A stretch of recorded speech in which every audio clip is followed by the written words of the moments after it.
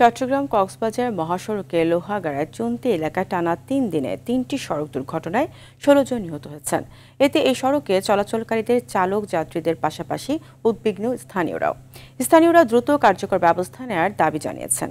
চট্টগ্রাম দক্ষিণ সংবাদদাতার তথ্যছবিতে জানাচ্ছেন বুশরা সুলতানা।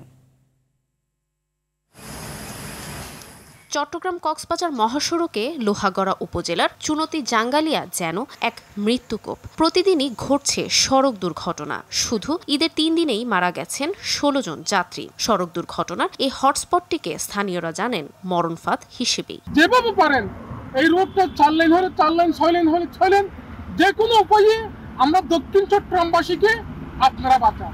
লাস্টে বাঁচাবে লোককে, যে বাঁচাবে লোককে, লোক পাবে না, কারণ এদিকে পাহাড় ঘর বাড়ি নেই। এখানে ৬ লেনের রাস্তা করে মধ্যখানে অবশ্যই ডিভাইডার দিতে হবে এবং একমুখী সড়ক এটা করতে হবে, এছাড়া বিকল্প কোনো পথ নেই। যেখানে অ্যাক্সিডেন্ট বেশি হয় ওখানে অন্তত আপাতত উভয় পাশে বড় করে দিতে হবে, না হয় ৪ লেন করে দিতে হবে। ঈদের মৌসুমে দেশের বিভিন্ন স্থান থেকে পর্যটক নিয়ে আসা যান চালকদের কাছে সড়কটি অচেনা হওয়া এবং প্রচুর বাঁক থাকায় বারবার দুর্ঘটনা ঘটছে বলে মনে করেন হাইওয়ে পুলিশের এই কর্মকর্তা। হয়তো এই রাস্তাটা একটু সরু হওয়ার কারণে এখানে যে যান চলাচল অধিক গতিতে চলার কারণে এই দুর্ঘটনাগুলো প্রায় সময় ঘটে থাকে। দেখবেন যে ম্যাক্সিমাম যারা দুর্ঘটনায় পতিত হচ্ছে হয় এরা হচ্ছে প্রথম একবারের জন্য আসছে বা দ্বিতীয়বারের জন্য আসছে, এই কারণে এগুলো বেশি দুর্ঘটনাগুলো ঘটতেছে। মহাসড়কের একই অংশে বারবার দুর্ঘটনা ঘটায় নড়ে চড়ে বসেছে প্রশাসনও। গতি নিয়ন্ত্রণে বসানো হয়েছে কয়েকটি ব্রেকার।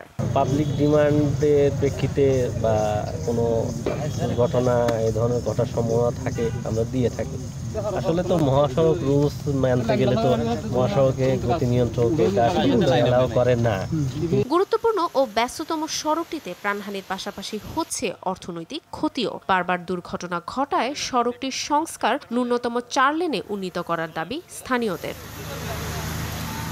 বুশরা সুলতানা, RTV।